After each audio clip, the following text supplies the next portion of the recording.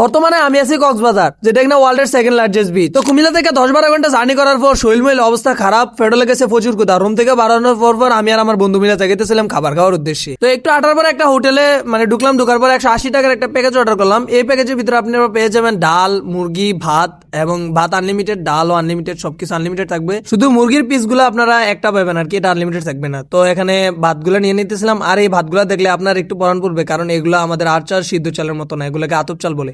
তো ডালটা নিয়ে সুন্দর করে খাবার মেখে নিতেছিলাম। আর গাইস, এটার আপনি কক্সবাজার আসলে ভাই ভর্তা দিয়ে খাইলে সবচেয়ে বেশি শান্তি পাবেন মাছ মাংস থেকে। বিশ্বাস করেন রাসেল ভাই, মুরগি আর গরুর ভিতরে এত শান্তি নাই ভর্তার ভিতরে যত শান্তি আছে। আপনারা কে কে আমার মতো ভর্তা লাভার আছেন তারা অবশ্যই কমেন্ট করবেন। আর গাইস, এখানে মুরগিটা দেখে আমার একটু সন্দেহ লাগতেছিল, দেন তারপর বললাম এটাকে চেঞ্জ করে এনে দিতে। তো ওয়েটার আঙ্কেলকে বলার পর এটা চেঞ্জ করে এনে দিছিল আমাকে। তো তারপর আমার বন্ধু খাবার খাইতেছিল। আর গাইস, পরের পিসগুলো আসলে মুরগির পিসে আসছিল, তো এগুলো চেঞ্জ করে এনে দিছিল।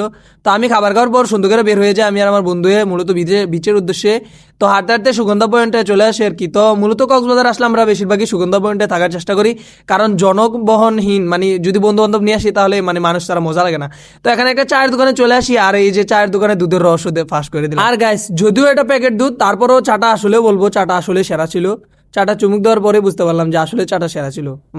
গায়ের দুধের মতোই, তবে মতোই হলে তো হয় না। ক্যামেরার এক ফাঁকে আমার বন্ধু এক দোকানে ঢুকে কয়েকটা আচার কিনে, মূলত তার হচ্ছে গিয়ে ফ্যাট, বুঝছেন, তার হচ্ছে বেডিমেন্সের মতো সয়াস তেউদা, যেটা দেখে এটাই ওদের খাইতে মন চায়। তো তারে আপনারা সবাই একটু বুঝায়েন যে এটা বেডিমেন্সের খাবার। কক্সবাজার আসলে বাইকের সিন্ডিকেট থেকে সবাই একটু দূরে থাকবেন। তো তারপর রুমে এসে সিটা সাইডা ভাই একটা ঘুম দেই। 10-12 ঘন্টা জার্নি এনই মনে হয় সব শেষ হইব। তো দেখা হবে আপনাদের সাথে অন্য কোনো ভিডিওতে। এই পর্যন্ত, আল্লাহ হাফেজ।